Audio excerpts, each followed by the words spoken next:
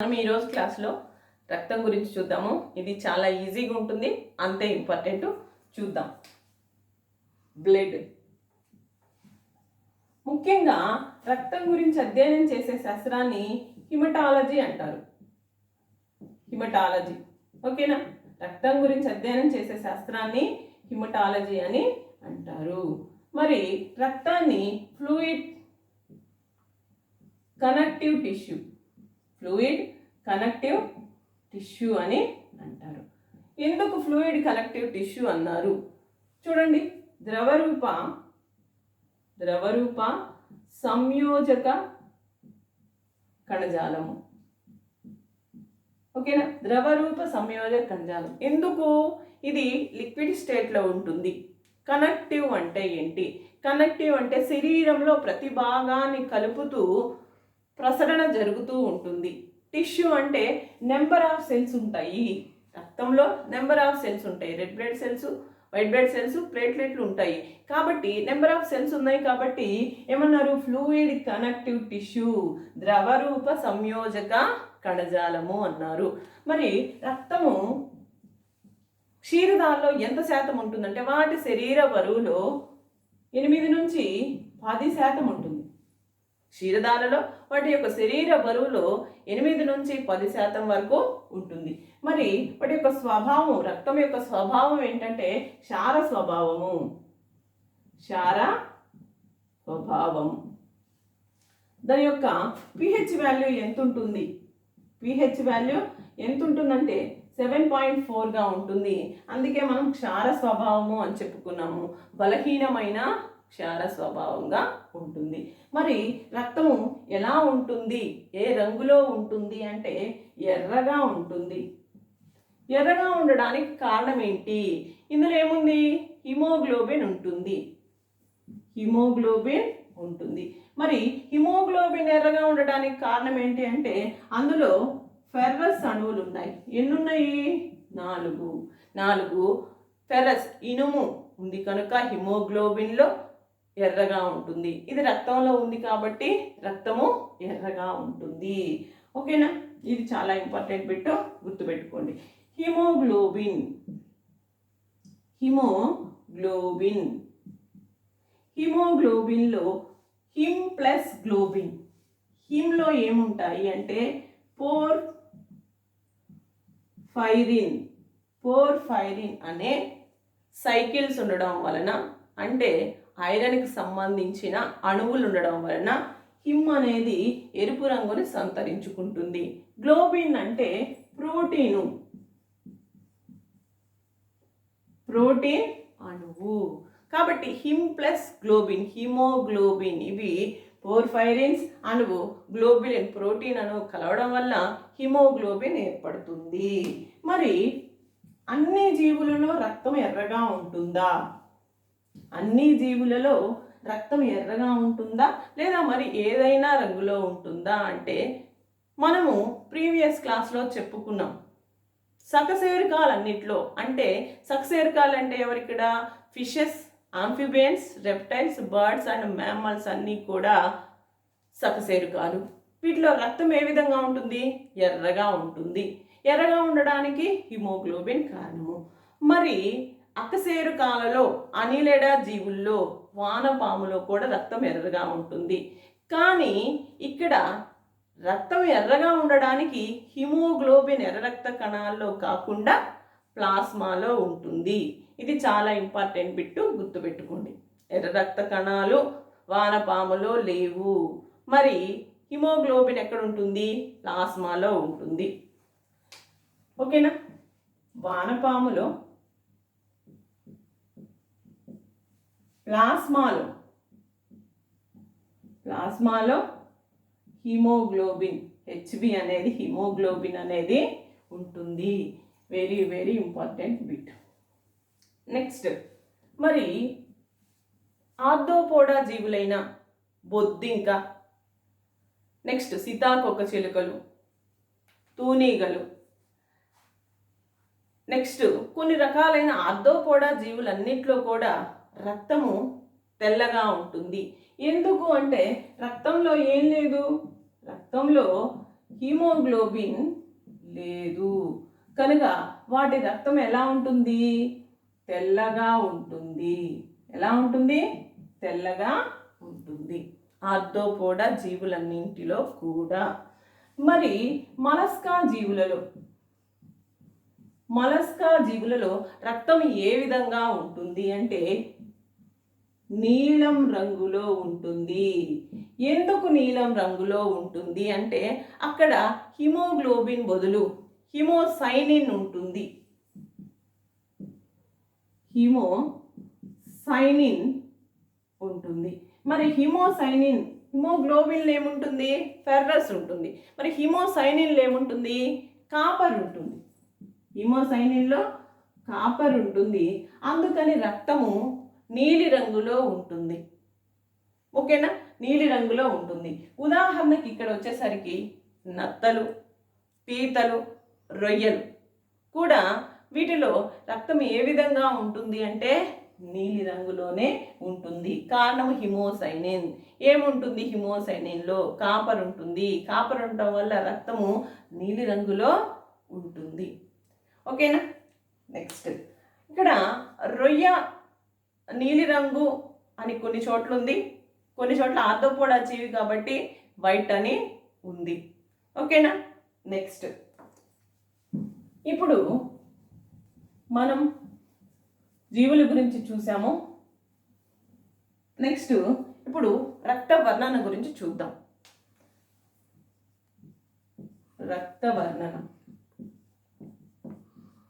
రక్త వర్ణన గురించి చూస్తే ముఖ్యంగా రక్తము రెండు భాగాలు. ఒకటి ప్లాస్మా,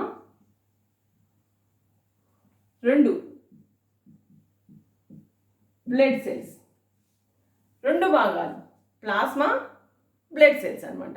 ప్లాస్మా అంటే ద్రవ రూపంలో ఉండే పదార్థము plasma. Blood cells, number of blood cells ఉన్నాయి. ఏమేమి ఉన్నాయి ఇక్కడ? ఆర్బీసీలు ఉన్నాయి, 2 డబ్ల్యూబీసీలు ఉన్నాయి, 3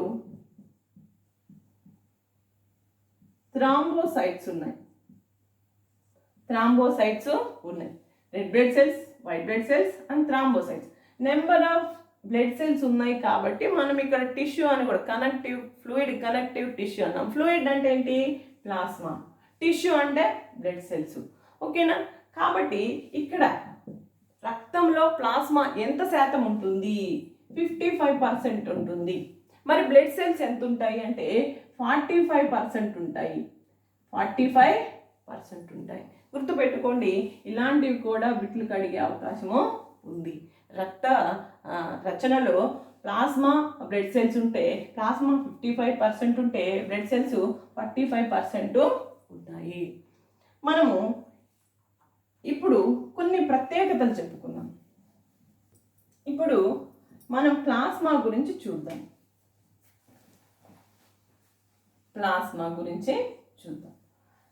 ప్లాస్మా రక్తంలో 55% ప్లాస్మా అనేది ఉంటుంది.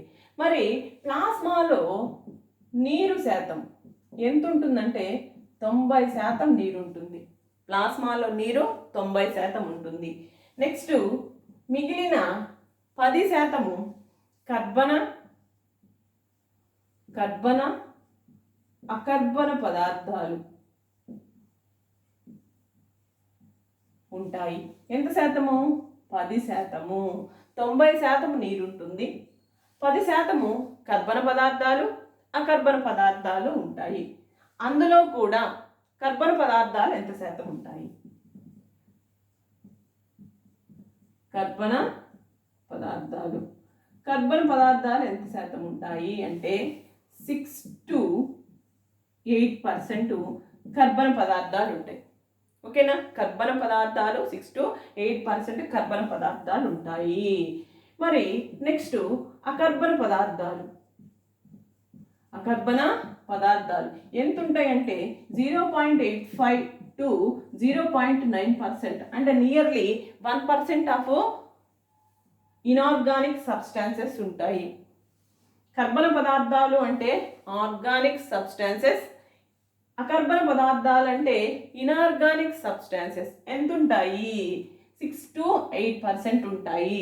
ఇక్కడ వచ్చేసరికి ఇనార్గానిక్ సబ్స్టాన్సెస్ వచ్చేసరికి 0.85 to 0.1%. మరి ఇక్కడ కర్బన పదార్థాలు అంటే ఏంటి, అకర్బన పదార్థాలు అంటే ఏంటో చూద్దాం. కర్బన పదార్థాలు అంటే కార్బోహైడ్రేట్స్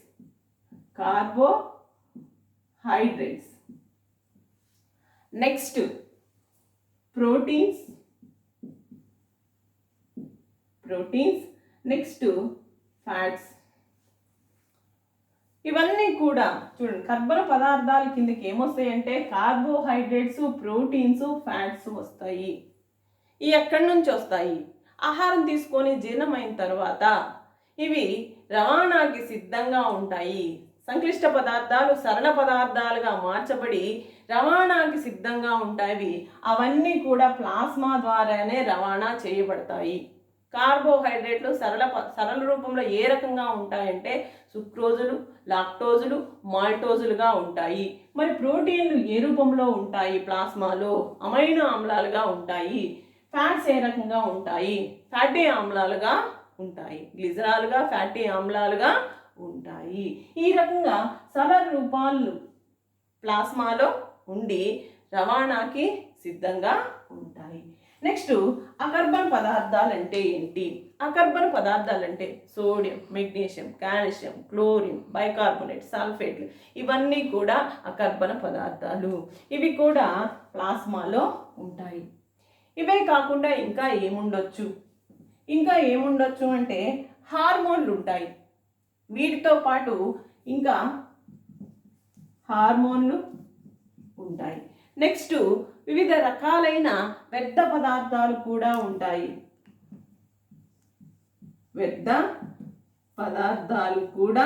ఉంటాయి. ఇవన్నీ కూడా ప్లాస్మానే రవాణా చేస్తూ ఉంటుంది. చూడండి, నీరు 90%, కర్బన పదార్థాలు 10%. అందులో కూడా కర్బన పదార్థాలు 6 to 8 ఉన్నాయి.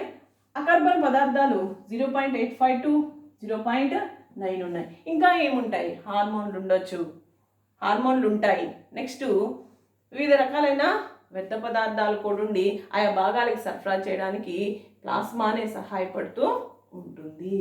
ఈ రకంగా ప్లాస్మా అనేది వాటి యొక్క రచన అనేది ఉంటుంది.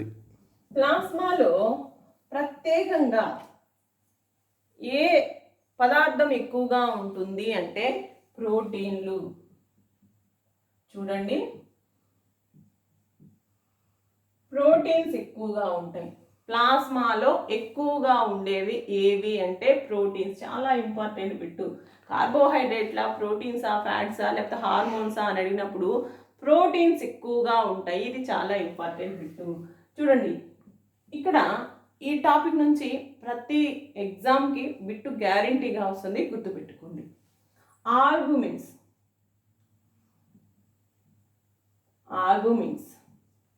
Next globulins, prothrombin, next fibrinogen, heparin. ఇవన్నీ కూడా ప్రోటీన్ అణువులే. చూడండి, albumins, globulins, prothrombin, fibrinogen, heparin ఇవన్నీ కూడా ప్రోటీన్ అణువులేను. ప్లాస్మాలో ప్రోటీన్ ఎక్కువగా ఉంటుంది. మరియు వీటన్నిటిలో ఏది ఎక్కువగా ఉంటుంది? ఆల్బుమిన్స్ ఎక్కువగా ఉంటాయి. ప్లాస్మాలో అన్నిటికంటే ఏది ఎక్కువగా ఉంటుందని మళ్ళీ ఇంకొక రకమైన బిట్టు కూడా అడగచ్చు. ఆల్బుమిన్స్ అనేవి ఎక్కువగా ఉంటాయి. ఆల్బుమిన్ కానీ తక్కువైతే శరీరంలో కణాల మధ్య నీరు చేరడం వల్ల ఎడిమా అనే వ్యాధి వస్తుంది. ఇది ఇంపార్టెంట్ బిట్టు. నెక్స్ట్ గ్లాబ్యులిన్స్. ఇవి దేనిలో పాత్ర వహిస్తాయి అంటే ఆహార పదార్థాలను సరఫరా చేయడంలోనూ రక్షణ చర్యల్లోనూ ఈ గ్లాబ్యులిన్స్ అనేవి పాత్ర వహిస్తూ ఉంటాయి. నెక్స్ట్ ప్రోథ్రాంబిన్, ఫైబ్రినోజన్ దేంట్లో పాత్ర వహిస్తుంది? రక్తం గడ్డగట్టడంలో పాత్ర వహిస్తుంది. ఇవి రెండు కూడా ప్రోటీన్ అణువులే. రక్తము గడ్డ కట్టడంలో ప్రముఖ పాత్ర వహించేవి ప్రోత్రాంబిన్, ఫైబ్రినోజన్. ఎందులో ఉంటాయి? ప్లాస్మాలోనే ఉంటాయి. Next heparin. హెపారిన్ దేనికి ఉపయోగపడుతుంది? రక్త నాళాల్లో గడ్డ కట్టకుండా ఉండడానికి హెపారిన్ ఉపయోగపడుతుంది. రక్తనాళాల్లో రక్తం గడ్డ కట్టకుండా ఉండడానికి. అంటే దేనికి వ్యతిరేకంగా? ప్రోత్రాంబిన్కి, ఫైబ్రినోజన్కి వ్యతిరేకంగా హెపారిన్ పనిచేస్తుంది. అందుకే యాంటీ కోయాగులేట్ అంటారు హెపారిన్ని. ఓకేనా? నెక్స్ట్ ఇప్పుడు మనం రక్తము గడ్డ కట్టిన తర్వాత ఏర్పడే ద్రవ పదార్థం ఏంటి, కట్టక ముందు ఏర్పడే ద్రవ పదార్థం ఏంటో చూద్దాం. మనము ఒక టెస్ట్ ట్యూబ్ తీసుకొని అందులో రక్తం తీసుకుందాం.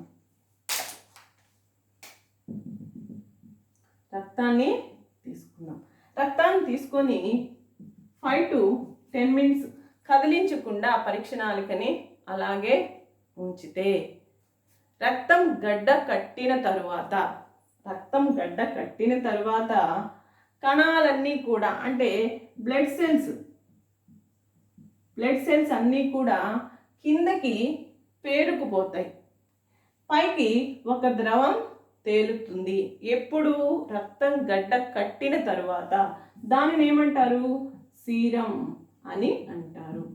రక్తం గడ్డ కట్టిన తరువాత పైకి వచ్చే ద్రవాన్ని సీరం అంటారు.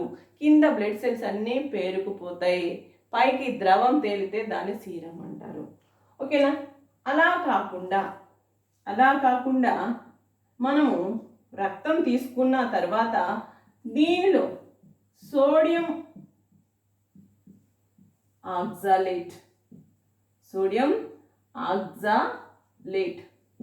లేదా సోడియం సిట్రేట్ కానీ లేదా హెపారిన్ కానీ రక్తానికి కలిపి 5 నుంచి 10 నిమిషాలు కదిలించకుండా ఉంటే బ్లడ్ సెల్స్ అన్నీ కూడా కిందకు వచ్చి పేరుకుపోయి పైన ఒక ద్రవం అనేది తేలాడుతూ ఉంటుంది. అదే ప్లాస్మా. ఎప్పుడు? రక్తం గడ్డ కట్టకుండా. మరి రక్తం గడ్డ కట్టకుండా 5 నుంచి 10 నిమిషాలు బయటకు వచ్చిన తర్వాత, మనం బయటకు తీసిన పరీక్ష నాళికలో పెట్టిన తర్వాత గడ్డ కట్టకుండా ఉండాలంటే ఏం చేయాలి? దానిలో మనము కొన్ని పదార్థాలని యాడ్ చేయాలి. అవేంటి? సోడియం ఆక్సాలేట్ కానీ, సోడియం సిట్రేట్ కానీ లేదా హెపారిన్ కానీ. ఇవన్నీ కూడా యాంటీ కోయాగులేట్గా పనిచేస్తాయి, రక్తం గడ్డ కట్టకుండా చేస్తాయి. కాబట్టి రక్తం గడ్డ కట్టకుండా ఉంచినప్పుడు రక్త కణాలన్నీ మెల్లగా పరీక్ష నాళిక అడుగు భాగానికి చేరుతాయి, పైకి ద్రవం వస్తుంది. ఆ ద్రవమే ప్లాస్మా. రక్తం గడ్డ కడితేనేమో సీరం వస్తుంది, రక్తం గడ్డ కట్టకుండా పైకి వచ్చే ద్రవాన్నే ప్లాస్మా అని అంటారు. ఓకేనా? నెక్స్ట్ చూడండి, రక్తం సేకరించిన తర్వాత ఏ విధంగా నిల్వ చేస్తారు అంటే, రక్తానికి ఈ రసాయనాల్ని యాడ్ చేయాలి. సోడియం ఆక్సాలేట్ని కానీ, సోడియం సిట్రేట్ని కానీ, కొన్నిసార్లు హెపారిన్ కానీ యాడ్ చేస్తారు. అలా యాడ్ చేసినప్పుడు ఇవి 3 నెలల వరకు ఈ రక్తం అనేది నిల్వ ఉంటుంది. ఓకేనా? ఇది కూడా ఇంపార్టెంట్ బిట్. ఇప్పుడు మనము ప్లాస్మా యొక్క విధులు చూద్దాము. ప్లాస్మా